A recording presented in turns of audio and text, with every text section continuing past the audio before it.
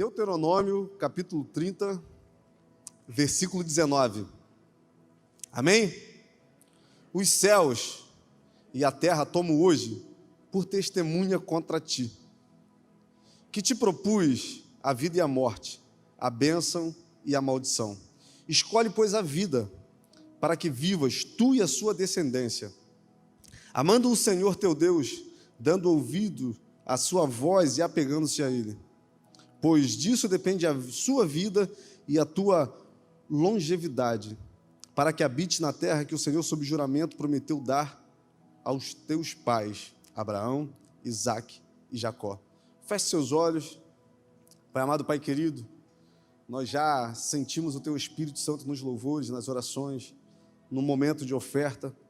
Agora que o Senhor venha preparar a nossa mente, o nosso coração, para receber a boa semente, aquilo que o Senhor gerou nos nossos corações, que em nome de Jesus, que sejam como sementes que produzam frutos para a honra e glória do Seu nome. Amém, irmãos?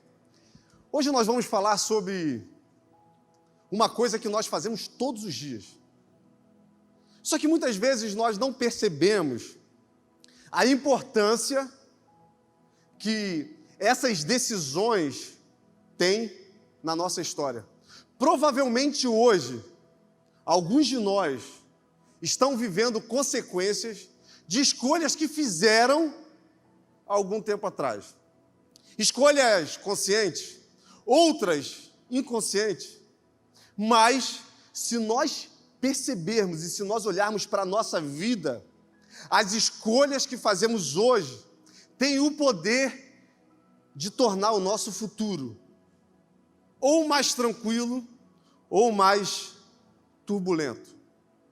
Essa semana eu tive a oportunidade de conversar com duas pessoas e foi muito interessante porque em determinado momento, mesmo essa conversa sendo em dias diferentes, em horas diferentes, em determinado momento eu percebi uma singularidade, eu percebi um ponto em comum na vida dessas duas pessoas, porque eles, falando do que estão vivendo hoje, eles começaram a dizerem, a entender que por não terem tomado algumas decisões há alguns anos atrás, hoje estão tendo uma vida muito mais difícil, muito mais complicada.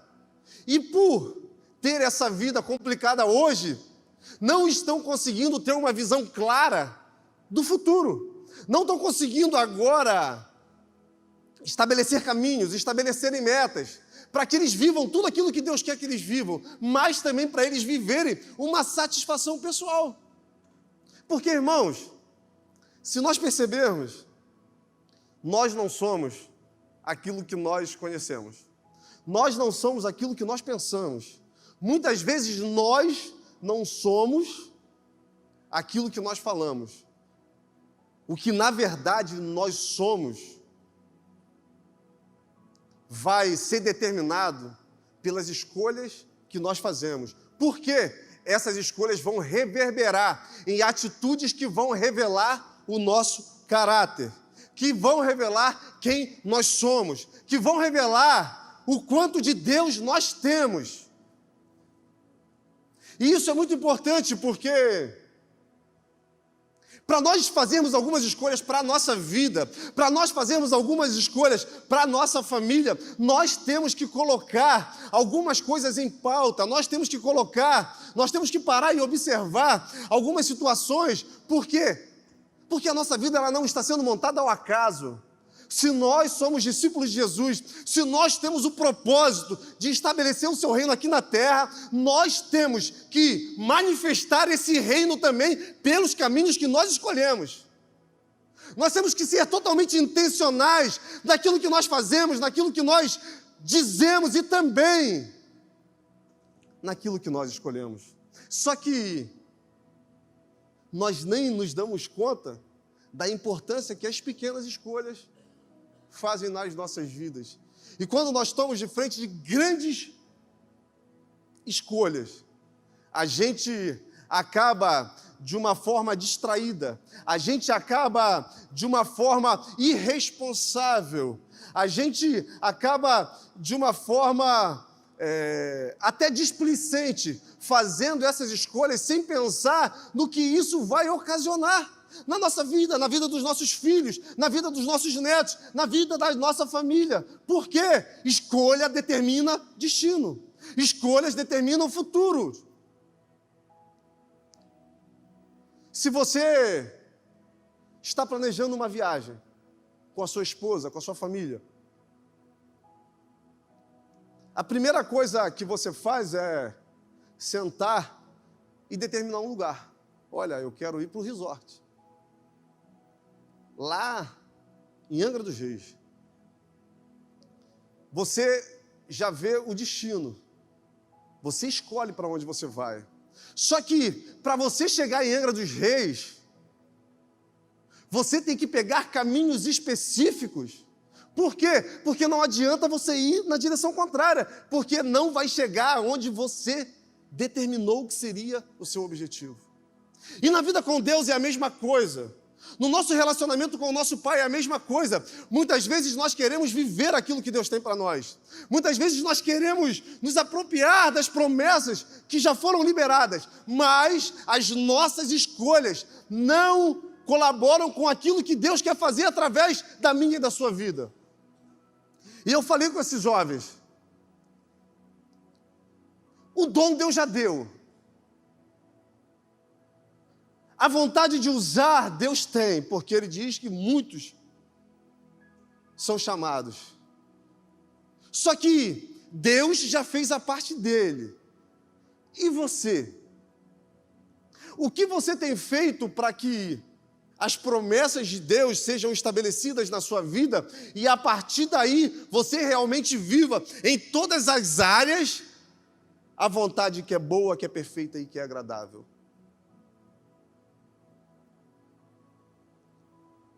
E o que eu achei interessante, o ponto em comum entre as duas conversas foi que, durante muitos anos, essas pessoas que eu conversei, assim como foi na minha vida durante muito tempo, não se davam conta dos caminhos que estavam escolhendo trilhar, das escolhas que estavam fazendo. Por quê?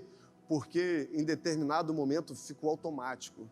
Eu já não penso mais no que eu estou fazendo, eu já não penso mais no que eu quero, eu vou com o que todo mundo fala, eu vou com o que as pessoas impõem, eu vou através de verdades que não são minhas, mas que são verdades de outras pessoas. Mas nós somos discípulos de Jesus, e sendo discípulos de Jesus, nós temos que entender que as nossas escolhas têm que ser baseadas em valores cristãos. As virtudes bíblicas têm que ser aplicadas na nossa vida para nós escolhermos aquilo que Deus quer, não o que nós queremos, não o que nós pensamos, não muitas vezes o que nós sonhamos, mas entendendo que se Ele tem o melhor, entendendo que Ele é o caminho, entendendo que Ele é a vida, então como eu não vou entregar minha vida para as escolhas dEle?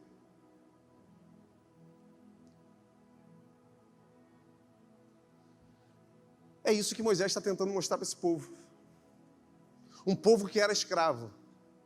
Um povo que estava aprisionado, mas tinha uma promessa, que um dia Deus colocaria no lugar onde foi prometido aos pais dele. Irmãos, Deus é muito zeloso em cumprir a sua palavra. Deus, Ele caminha nos princípios que foram estabelecidos por Ele mesmo.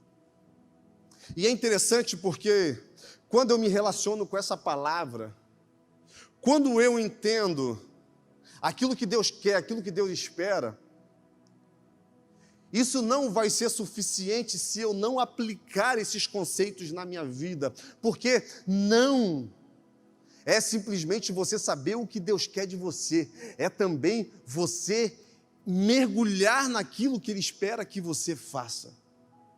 Porque nós vemos diversos personagens bíblicos que sabiam exatamente aquilo que Deus queria.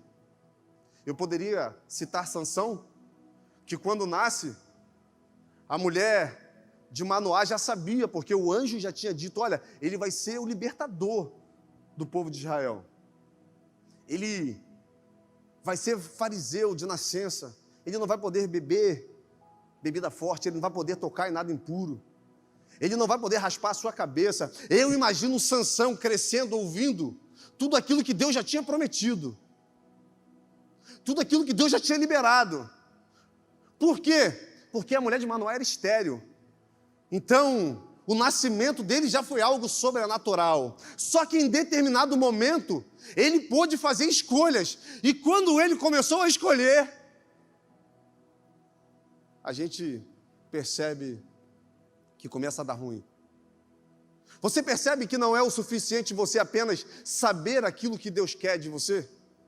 É também necessário que você tenha escolhas, que você escolha os caminhos que vão permitir isso se tornar real.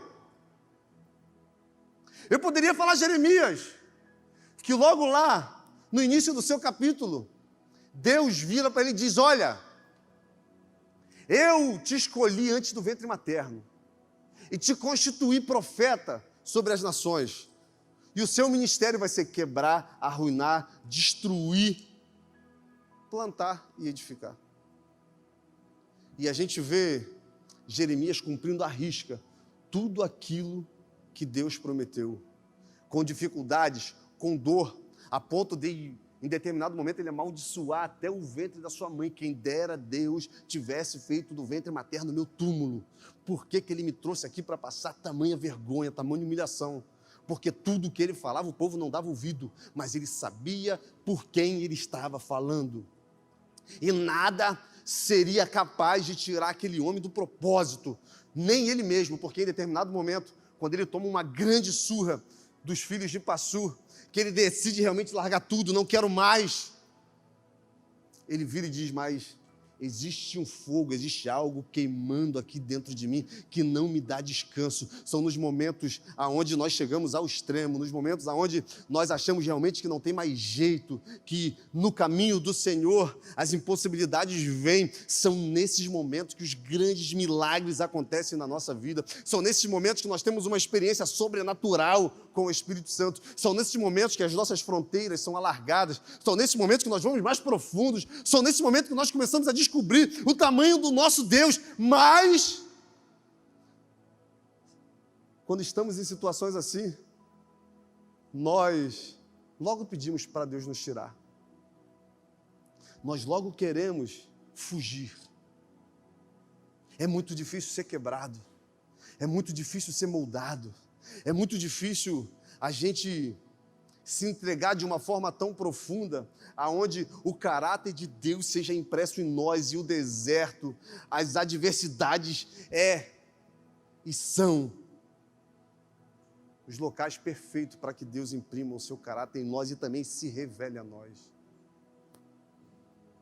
Um povo que era escravo, um povo que comia na hora que Faraó deixava, que dormia na hora que Faraó deixava, que bebia na hora que Faraó deixava, que ansiava o dia que chegaria no lugar onde Deus prometeu. Mas o que Deus está querendo mostrar para esse povo, que não era simplesmente eles saírem de um lugar e irem para outro, porque não seria o lugar que determinaria, não seria o local aonde Deus iria inserir esse povo, que iria determinar se esse povo encontraria o propósito real de saírem do Egito ou não.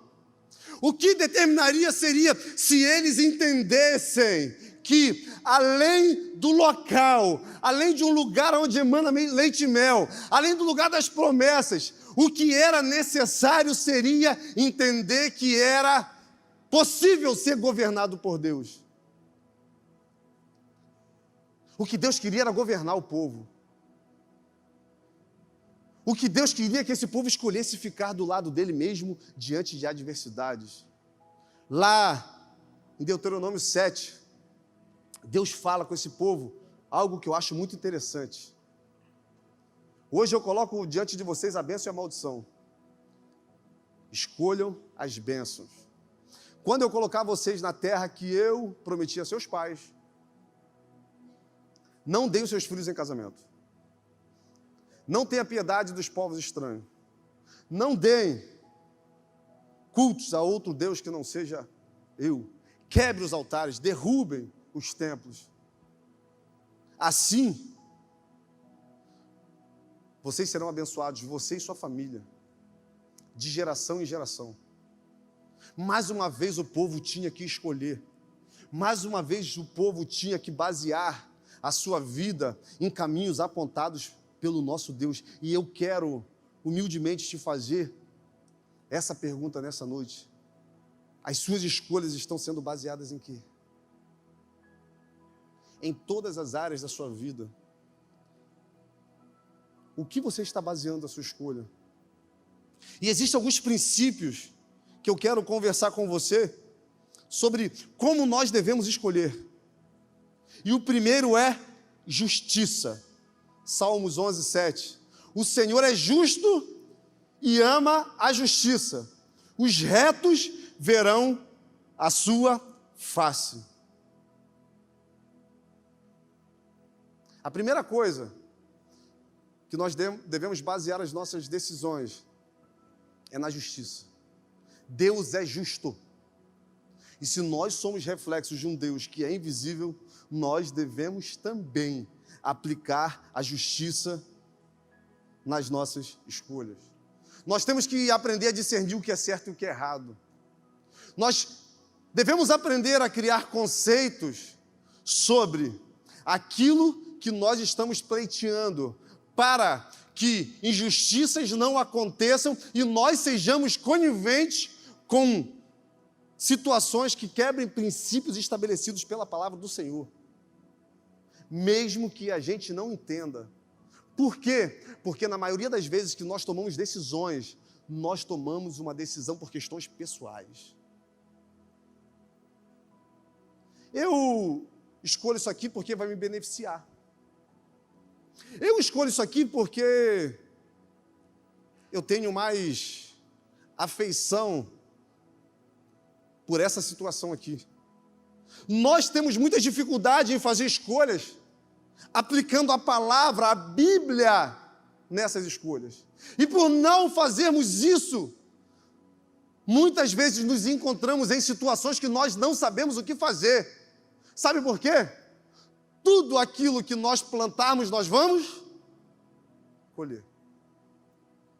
Então a justiça, ela tem que ser a primeira coisa que eu vou levar em conta na hora de fazer escolhas. O segundo pilar é a verdade. João 8. O que liberta? E conhecerão a verdade vos libertará.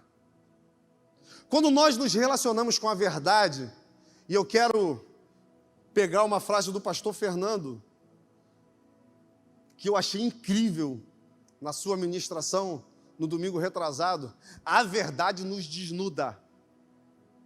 A verdade, contra a verdade não existe argumento. Quando nós nos deparamos com a verdade, não tem o que nós possamos fazer. Por quê? Porque a verdade vai ser sempre verdade, mesmo que em alguns momentos a gente tente ocultar. Verdade é um pilar estabelecido sobre uma rocha eterna.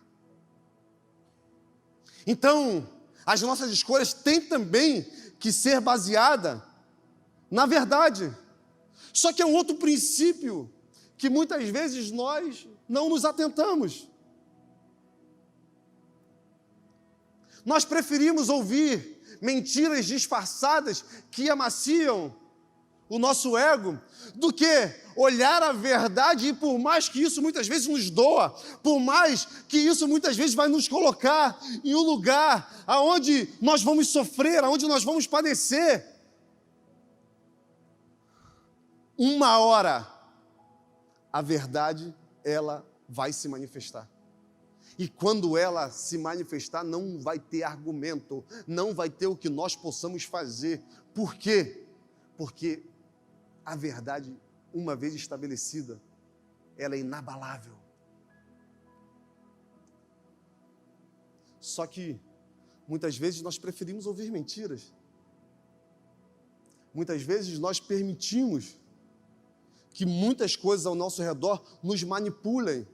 E nós viramos uma massa onde todo mundo mexe, remexe, e a gente não consegue nem perceber que a verdade está sendo incutida ou está sendo confundida dentro de nós.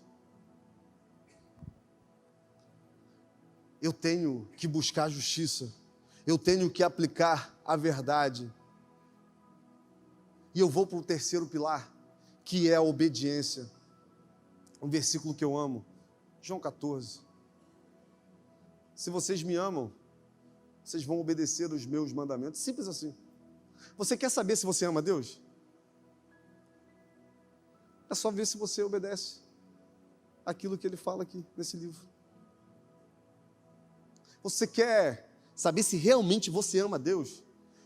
E essa é uma pergunta muito introspectiva, porque eu posso estar aqui falando e dentro do meu coração ser tudo mentira, ser um grande teatro, ser uma grande fake news. Só quem sabe se isso aqui é uma verdade ou não dentro de mim é o Senhor. E Ele vai saber não pelo que eu estou fazendo, não pelo que eu estou falando, mas pelo que eu estou obedecendo. Se quando a luz está apagada, se quando o microfone está desligado, se quando eu estou no meu carro indo para minha casa, eu obedeço. Então, por mais que a gente não queira, as nossas escolhas também têm que se basear na obediência. E aí é algo que é muito interessante, porque muitas vezes nós não vamos nem querer fazer aquilo que está escrito, mas nós vamos obedecer. Por quê? Porque não tem negócio, não tem dois papos. É obedecer ou obedecer. Obedecer agrada a Deus, irmãos. Eu estava conversando com uma pessoa essa semana e eu falei justamente isso. O evangelho do reino de Deus, ele está muito mais ligado às renúncias, à obediência, do que ao propósito. Porque nós vivemos em um tempo onde nós buscamos muito o propósito, muito aquilo que nós temos que fazer, muito aquilo que tem que, de alguma forma, entregar ao Senhor em forma de serviço. Só que a obra em si, ela é muito importante, nós temos que fazer mesmo, e nós fazemos todos os dias, porque nós amamos e entendemos que é uma ordenança do Senhor, só que não é o suficiente, se eu não estiver obedecendo. Porque a obediência traz para mim a presença, traz o relacionamento, a obediência traz para mim aquela possibilidade de estar sofrendo, de estar doendo, mas o Espírito está ali do meu lado dizendo, vale a pena você passar por isso, eu sou contigo, por quê? Mateus 5 diz, bem-aventurados são vocês, quando sofrem, quando passam por situações que vocês não gostariam por amor ao meu nome, grande é o vosso galardão, foi assim também com os profetas antes de vocês. Um dos grandes erros do povo de Israel, por não ter entendido essa proposta de governo de Deus, foi não entender aquilo que Deus queria, porque Deus queria fazer uma nação de sacerdotes, Deus queria fazer um povo santo, mas o povo continuava com o relacionamento com o pecado, pecava, fazia aquilo que não podia, ia lá, sacrificava, fazia lá, pecava, e teve um momento que Deus falou, olha, eu não quero mais sacrifício, eu quero obediência. E obedecer a Deus é muito difícil, sabe por quê?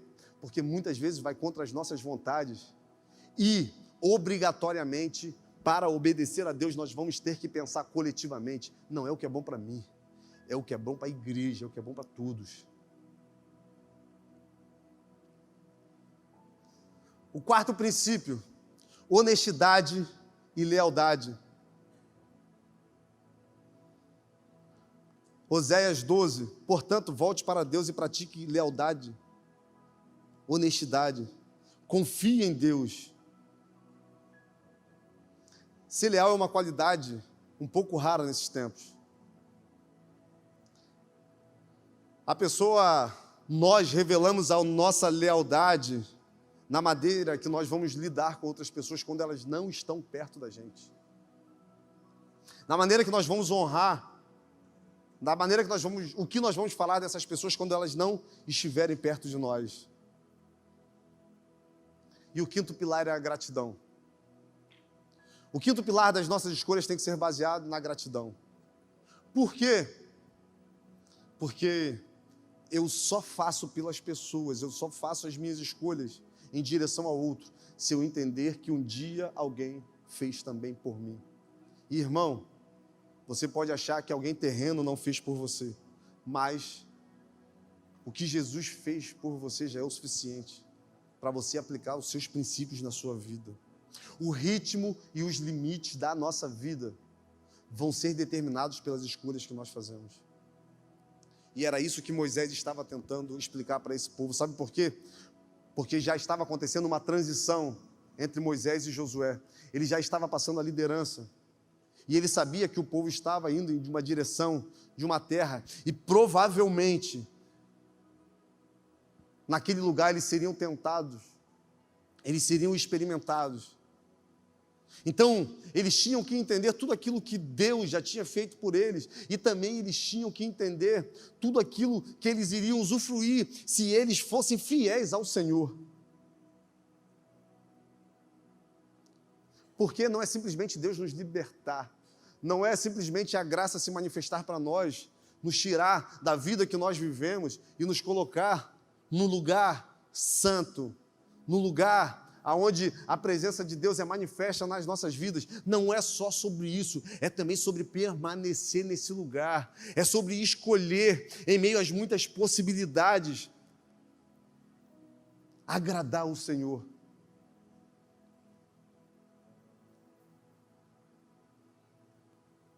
E a gente está às vésperas de uma eleição que vai ser muito turbulenta, e eu não tinha proposto no meu coração falar sobre isso, e Deus sabe que em nenhum momento eu falei nada para ir nessa direção. Nós temos que orar muito pela nossa nação, nós temos que orar muito pelos nossos filhos. Nós viveremos tempos determinantes, nós viveremos tempos aonde nós daremos um cheque em branco para A ou B, e a partir das nossas escolhas, eles vão tomar atitudes baseadas naquilo que nós escolhemos. Porque quando eu coloco a minha confiança em alguém, e eu dou a ela autoridade para ela escolher por mim, as escolhas dessas pessoas são também as minhas escolhas. E isso é muito preocupante. Isso traz para nós muitas reflexões. Por quê? Porque nós desejamos manifestar o reino de Deus. E, irmãos, nós vamos fazer isso quando nós conseguimos fazer escolhas baseadas naquilo que Deus quer que a gente faça. E o nosso grande desafio,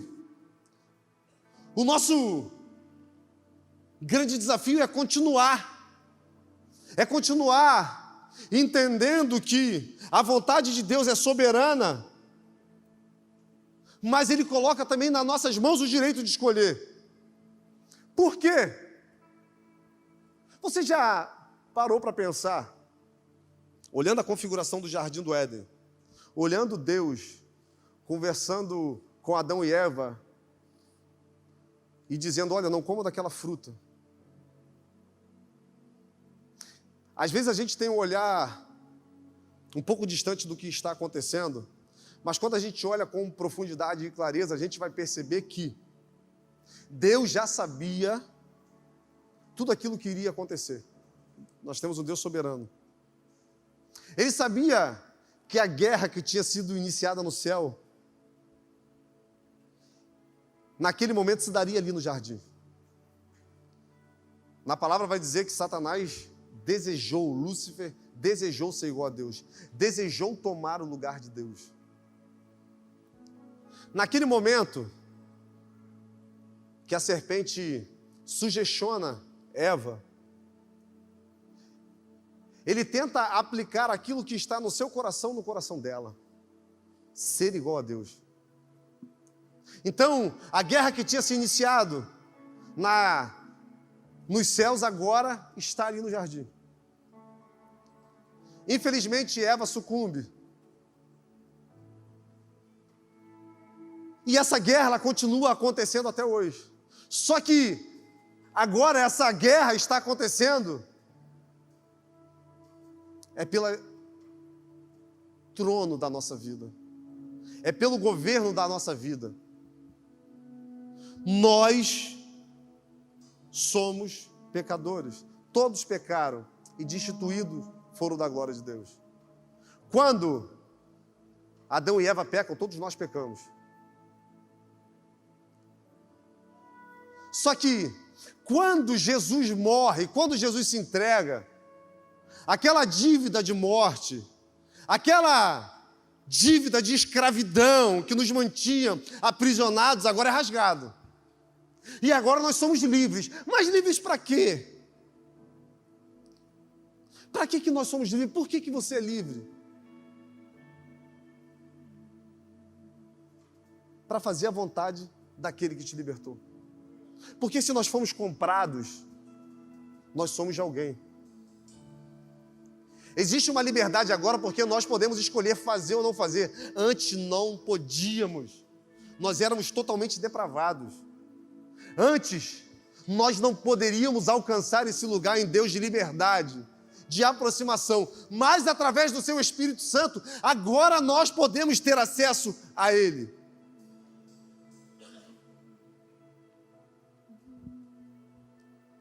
E o que vai determinar quem vai governar as nossas vidas são as escolhas que nós fazemos.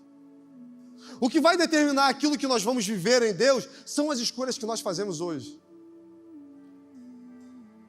Irmãos, eu não estou falando meramente de salvação, porque já fomos eleitos nele. Deus já nos elegeu nele. Eu estou falando de fazer parte de algo muito maior do que nós mesmos. Eu estou falando de viver uma vida onde o alvo seja Cristo, onde o alvo seja a eternidade, mas enquanto eu estiver aqui, eu esteja vivendo por algo maior do que eu mesmo. Nós estamos aí à véspera da Copa do Mundo.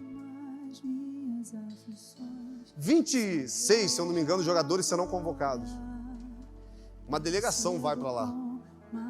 Desses 26, 16 são convocados para ir para o estádio. Desses 16, 11 entram em campo. Esses que entram em campo soam, se machucam. Esses que entram em campo correm, pulam, sentem sede. E no final conseguem alcançar o título tão esperado. Todos os 26 foram campeões ou não? Todo mundo foi campeão, não foi? Por quê? Porque é uma equipe. Só que existe um sentimento diferente com aqueles 11 que se entregaram, que deram tudo, que deixaram tudo. Existe uma satisfação pessoal quando você pega a taça e levanta sabendo, olha, eu dei o meu melhor. Todos são campeões. Mas alguns entregaram tudo. Por isso, eu creio que em nome de Jesus, Ele tem os seus. E nós estaremos lá. Mas não é simplesmente estar lá. É fazer com que esse reino venha para cá, através das nossas vidas, através das nossas atitudes. Porque o reino de Deus não é um lugar físico que nós vamos alcançar quando nós morrermos e tivermos a eternidade. Não, o reino de Deus é um lugar espiritual que nós alcançamos quando nós nos entregamos verdadeiramente aos princípios que foram estabelecidos por Ele na palavra. E eu quero te convidar a ficar de pé.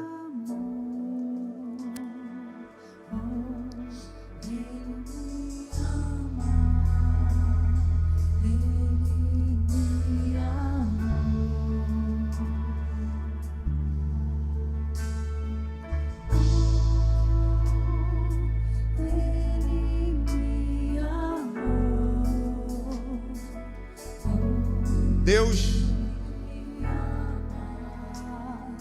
está muito mais interessado em nos libertar do que em nos motivar. Se a palavra liberada tiver um efeito motivador e não transformador, fatalmente nós seremos escravos novamente. Deus deseja nos libertar, nos dar a liberdade de escolher, mesmo assim ficarmos nele. Quando eu entendo isso, eu começo a entender aquilo que Paulo diz lá em Romanos, no seu capítulo 5, justificados sim. E se eu fui justificado, agora eu consigo entender o que é ter alegria no meio da provação. Por quê? Porque a provação ela vai trazer para mim experiência. A provação vai mostrar para mim quem é meu Deus. O que esse povo precisava era entender quem era Deus, quem era o Yahvé e o que eles precisariam fazer quando já estivessem na terra que Deus prometeu. Por quê? Porque eles estavam baseados em uma promessa que foi feita ao pai deles. A maioria aqui nasceu no deserto. Eles viam Deus como um Deus mantenedor. Eles viam Deus que quando estava frio tinha uma coluna de fogo, quando estava muito sol tinha uma nuvem. Eles viam Deus provedor, mas agora o que Deus está querendo é o relacionamento com o povo. Ele está querendo uma proximidade, aonde em nós Ele se manifeste e Cristo em nós é a esperança da glória. Irmãos, eu creio muito no poder da oração. Muitos que estão aqui são frutos de orações. Orações de avós, de pais. Eu creio muito num povo que se prostra somente perante o Deus dos exércitos, a mais ninguém. E eu creio num povo que decidiu ser resposta, que decidiu não se conformar com o mundo, que decidiu não se amoldar, não se padronizar, continuou sendo separado. Mesmo Deus fazendo isso tudo pelo povo, a gente vai perceber que tudo aquilo que Deus tinha pedido para eles não fazerem, quando eles estão no lugar que Deus colocou, eles fazem tudo aquilo de novo. Vocês percebem que não é um lugar? Vocês percebem que não é simplesmente por ser livre, porque na verdade nós nunca fomos livres. A nossa liberdade é para escolher aquilo que Deus quer para nós. Só que é uma liberdade com amor, é uma liberdade permissiva. Mas hoje nós somos escravos da graça. Nós somos escravos do amor de Deus, que nos constrange todos os dias, que todo dia se revela para nós.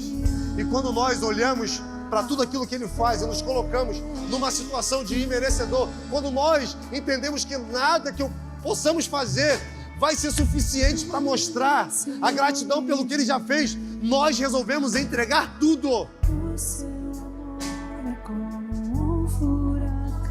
Entrega tudo ao Senhor, meu querido. Entrega tudo ao Senhor. Você vê o agora, você não sabe o que está por vir. Na semana passada eu falei isso aqui. Quando eu subi essas escadas, há 8 anos atrás, eu não imaginava o que Deus queria para minha vida. Eu não sabia para onde Ele iria me levar. A primeira vez que eu falei em público na faculdade, o professor pediu para eu parar e sentar, que eu não servia para ele de tanto que eu gaguejava, de tanta vergonha que eu sentia. Só que eu resolvi entregar tudo. E não é sobre mim, não é sobre o que eu posso fazer, é sobre o poder de Deus se manifestando, porque Ele escolheu as coisas loucas para confundir as sábias. Ele escolheu as coisas desprezíveis, o que não é, para confundir o que é. Sabe o que é isso? É o poder dele se aperfeiçoando nas nossas fraquezas. E nós insistimos em fazer tudo do nosso jeito e colher os mesmos resultados. Nós escolhemos orgulhosamente levar a vida da forma que nós queremos. E olha onde isso tem nos levado. Chega de ter o controle, irmão. Chega de esperar que as coisas externas aconteçam para mudar as coisas internas. O que tem que ser quebrado do lado de fora só vai se tornar real quando você quebrar o que tem que quebrar do lado de dentro. É aquilo que o anjo falou para Joel: não rasgue, fala para o povo não rasgar somente as suas vestes, mas que eles rasguem também os corações. O que nós vamos viver no futuro depende das escolhas que nós vamos fazer hoje. O que nossos filhos vão viver depende de escolhas que nós vamos fazer hoje. O que nós vamos fazer hoje? O que nós vamos fazer com a responsabilidade que foi colocada em nossas mãos? O que vai determinar a sua escolha? Opiniões externas, coisas que pessoas falam,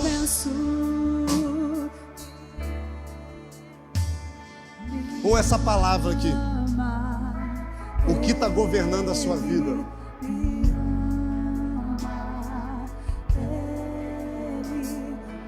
O que está governando a sua vida?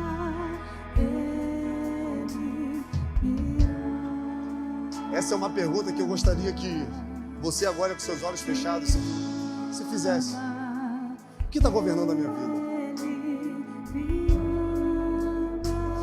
Porque o que você está vivendo hoje é reflexo desse governo.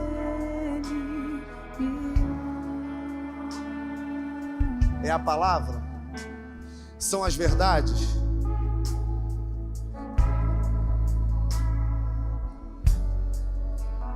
São os princípios?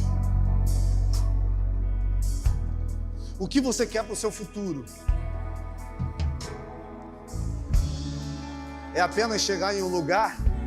Ou é ter a certeza que Deus está nesse lugar com você? Ou é construir esse caminho junto com o nosso Deus, junto com o seu Espírito que foi liberado a nós?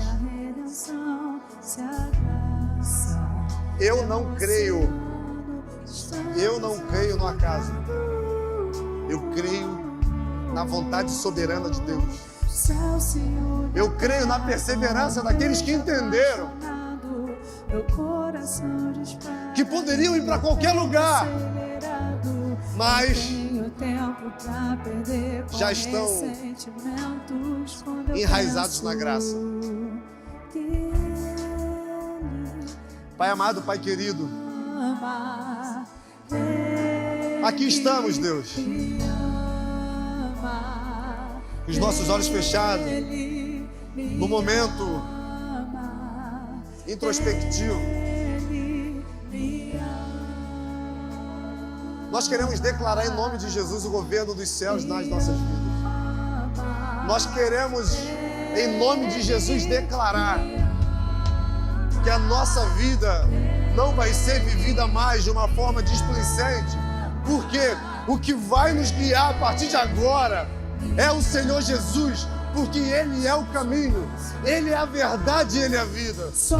Oséias vai dizer que os caminhos do Senhor são retos, os justos vão andar nesses caminhos.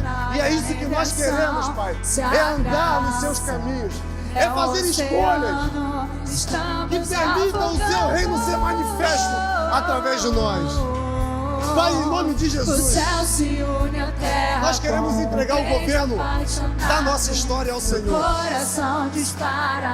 Nós queremos pegar esse amor que foi dispensado a nós e agora responder de uma forma responsável, de uma forma madura, mas totalmente submissa. Nós queremos pegar esse amor, Pai, e aplicar na nossa vida, para que o mundo veja em nós o reflexo do Deus que é invisível.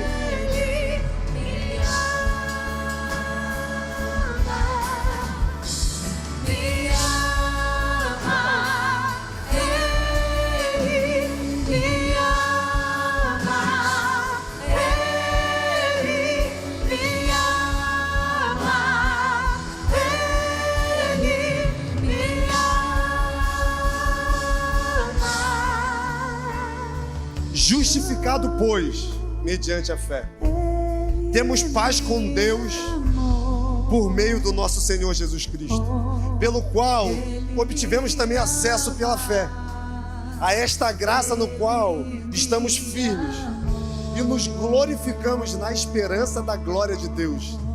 E não somente isso, mas também nos gloriamos nas tribulações, sabendo que a tribulação produz perseverança. A perseverança produz experiência, e a experiência produz esperança. A esperança não nos deixa decepcionados, porque o amor de Deus é derramado em nossos corações pelo Espírito Santo que nos foi dado. Porque quando nós éramos fracos, Jesus morreu por nós. Dificilmente alguém morreria por um justo, embora por uma pessoa boa alguém tivesse coragem de morrer. Mas Deus prova o seu amor para conosco pelo fato de Jesus ter morrido por nós quando nós éramos pecadores. Agora somos justificados pelo teu sangue, seremos por ele salvos da sua ira. Porque se quando nós éramos inimigos fomos reconciliados com Deus através da morte do seu filho, agora já reconciliados seremos salvos pela sua vida. E não apenas isso, mas também nos gloriamos em Deus, porque por meio do nosso Senhor Jesus Cristo recebemos a reconciliação.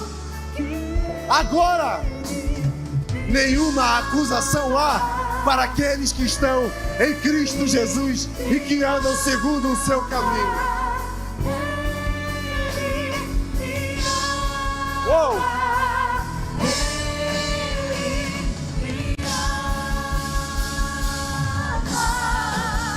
Nós falamos sobre o amor de Deus. Nós cantamos sobre o amor de Deus. E toda vez que eu falo sobre esse amor, eu fico muito constrangido no meu coração. Porque o que nós vamos fazer para mostrar para Ele que valeu a pena o que Ele fez por nós? Não tem nada que a gente possa fazer. Por isso, nós temos que entregar tudo a Ele. O Espírito tem chamado a sua igreja para perto dele. O Espírito deseja que as escolhas que a gente faça seja totalmente alinhada com as vontades dos céus. Uns confiam em carros, outros confiam em cavalos, mas nós fazemos menção do nome de Jesus Cristo. Olha a responsabilidade que está nas nossas mãos.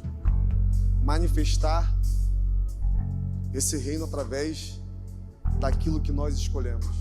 Por isso, nós falamos sobre os pilares: justiça, gratidão, honestidade, verdade. Nós só vamos conseguir atingir esse lugar se nós também tivermos uma vida de oração. A melhor maneira de nós escolhermos é orando. Orando. É pedindo direção a Deus.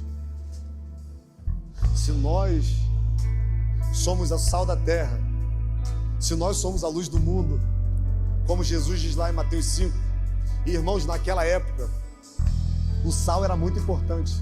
Por quê? Porque era o sal que conservava o alimento. O sal era medicinal. O sal não permitia o processo de putrificação. O sal era usado como dinheiro. Mas se não servisse para nada disso mais, seria jogado fora e pisado. Naquele tempo o sal também servia para fazer estradas. Nós somos a luz do mundo. Aqueles que refletem a glória de Deus. E ele diz que ninguém acende uma candeia para colocar embaixo de uma vasilha, mas no alto de um monte. A gente pode estar muito distante, mas se a gente vê uma luz, a gente sabe discernir que existe um lugar ali, um lugar de segurança, um lugar de paz. É o que Jesus falou que nós somos. E ele falou isso para os discípulos no início do seu ministério, quando ele sabia que aqueles homens não estavam ainda preparados. Eles ainda iam errar pra caramba, eles ainda iriam vacilar muito, iriam negar, iriam desacreditar, mas ele já falou, ele já tentou imprimir a identidade dos céus, ele já mostrou a forma no qual ele olhava aqueles homens. Nós somos esse mesmo sal e essa mesma luz no tempo de hoje. É papel nosso não deixar que esse mundo, que o Brasil entre em colapso.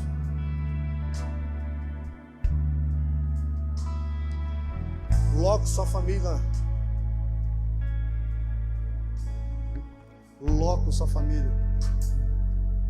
Deus fala para Abraão, vou destruir Sodoma e Gomorra. Mas tinha um justo. E por causa daquele justo, aquele lugar não foi destruído. Onde estão os justos nesse tempo? Onde estão aqueles que oram, que buscam e não permitem que as ciladas do inferno sejam aplicadas na nossa vida, na nossa história, na nossa nação? E eu encerro esse momento te encorajando a orar. Se o meu povo que se chama pelo meu nome se humilhar e orar e buscar a minha face, os meus caminhos, se arrepender dos seus pecados, eu sei que é uma palavra liberada para Israel, eu sei que é uma palavra para aquele tempo, para aquele momento, mas eu quero pegar do contexto para a gente aplicar na nossa vida, porque nós podemos orar, nós podemos buscar a face de Deus e nós teremos a resposta dos céus. Amém? E também seremos a resposta do céu. Feche seus olhos. Pai amado, Pai querido, muito obrigado pela Tua palavra, Jesus. Muito obrigado porque essa palavra me cortou durante esse dia. Escolhas mal feitas trazem problemas futuros,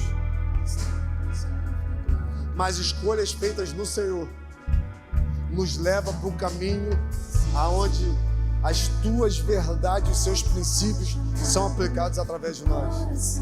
Nós, em nome de Jesus, queremos orar pela nossa nação, Pai. Nós estamos aí no pleito eleitoral. Nós queremos, em nome de Jesus, declarar a justiça de Deus sobre o Brasil. Nós queremos declarar o governo de Deus sobre o Brasil. Nós queremos, em nome de Jesus, dizer que, Pai, o Senhor governa essa nação.